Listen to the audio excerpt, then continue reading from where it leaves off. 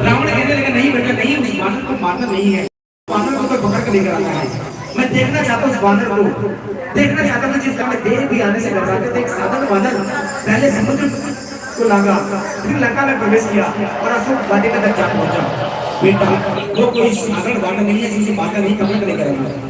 पिता की आज्ञा पाकर बेटा का तुम ये सलाह लेकर अशोक वाटिका तक प्रस्थान करेंगे। हनुमान जी लाल कपड़ा पहने हाथ में सुंदर लिए मानो उसका इंतजार कर रहे हो। बोलने की बेहोशी भी हुआ।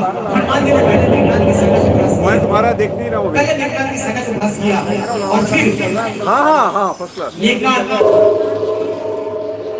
पर एक वृक्ष लाकर मेघनाथ पर प्रहार किया।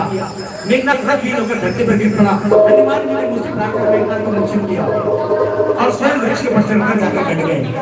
मेघनाथ ने होश संभाला, समझ गया कि पिताजी जो कुछ कहने से समझे कर रहे थे वास्तव में कोई देव है जो वानर को धारण करके लंका में प्रवेश कर गया है।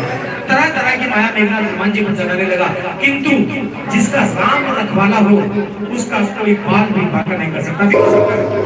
मेघनाथ ने ब्रह्मास्त्र का प्रयोग किया, जिसका सम्मान करते हनुमान जी महाराज ब्रह्मास्त्र में बंधे रावण के महल पहुंचे। अभिमानी रावण अपने विमानी सभासदों के बीच गिरा हुआ है।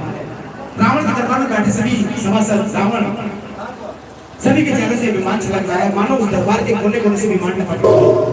हनुमान जी सभी का घमंड तोड़ना चाहते थे, अभिमान चकना चूर करना चाहते थे रावण का, किंतु पहले रावण को अवसर देना चाहते थे, रावण को समझाना चाहते थे। हनुमान जी महाराज इसलिए समझाना चाहते थे, इसलिए अवसर देना चाहते थे क्योंकि रावण भगवान शंकर की आराधना करता था और भगवान शंकर के अवतार हनुमान जी महाराज। इसी नाते रावण को समझाने लगे। ना समझ रावण नहीं समझ पाए कि भगवान शंकर स्वयं इस रूप में आकर उसे समझा रहे हैं और अपने सभासदों से कहने लगा देखो हमें ऐसे समझा जैसे हमारा गुरु हो। पागल तूने जो लंका में आने की हिमाकत की है, अशोक वाटिका को जाना, मालियों को मारा, सेना को मारा, खुद रक्षकवाद किया, अब तेरा यहाँ से बचकर जाना संभव है। हनुमान जी कहने लगे रावण मैं तुझे यहाँ समझाने के लिए आया हूँ, अवसर है समझ जा, अन्यथा प्रभु तो बाद में आएंगे। यदि कि मैंने स्वयं को प्रकट किया ना तो तेरी और तेरी सेना को बचना संभव है। हनुमान जी के मुख से ऐसी बारिश होकर सभासद रावण के आदेश से हनुमान जी को मारने के लिए तरफ दौड़ पड़े।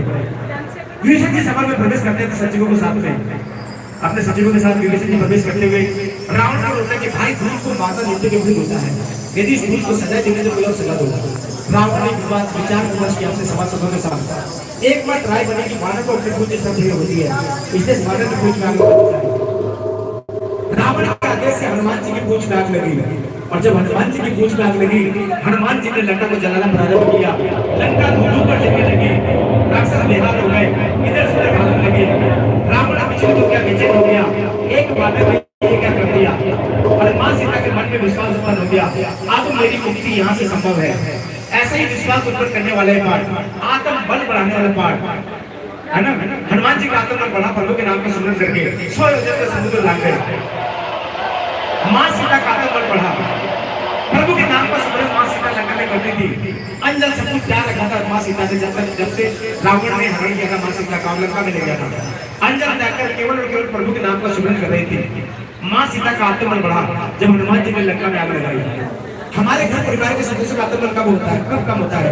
जब परिवार में बच्चों की शादी विवाह संबंधित कोई समस्याएं पड़ी हो, नौकरी संबंधित समस्याएं पड़ी हो, जमीन जाने संबंधित कोई समस्याएं पड़ी हो, कोर्ट कचहरी संबंधित कोई समस्याएं पड़ी हो, तो हमारे घर परिवार का आत्मबल कम हो जाता है, आत्मविश्वास कम हो जाता है, डगमगाने लगता है, घर में कलेश रहने लगता है, अशांति रहने लगती है, घर की सुख शांति समृद्धि सब छिन जाती है और मन वांछित फल की प्राप्ति सुंदरकांड पाठ को करवाने से होती है, करने से होती है।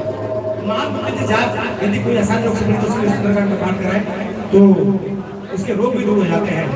इतना प्रभावी सुंदरकांड का पाठ और प्रभाव हम सभी देख रहे हैं कि किस तरह से हमारा आत्मबल वहां से दिल्ली से चले हुए हम सभी इस लंबी यात्रा में, पहली इसी यात्रा में आइएगा। हनुमान जी महाराज मां सीता को खोजने के लिए लंका गए। राम नाम की धूम मचा दी जब लंका में आग लगी, राम नाम की धूम मच गई, राम नाम की चर्चा होने लगी। चर्चा क्या हो रही है राक्षस दल में, ये कौन है? ये रामदूत है। राम कौन है? अयोध्या के राजा दशरथ के पुत्र हैं।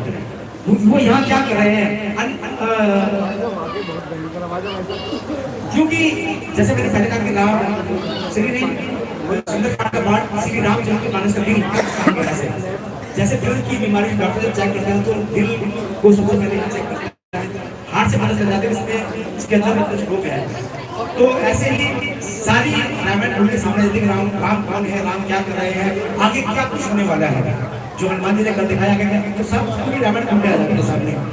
पॉइंट राम नाम के धूम जैसे राम जब से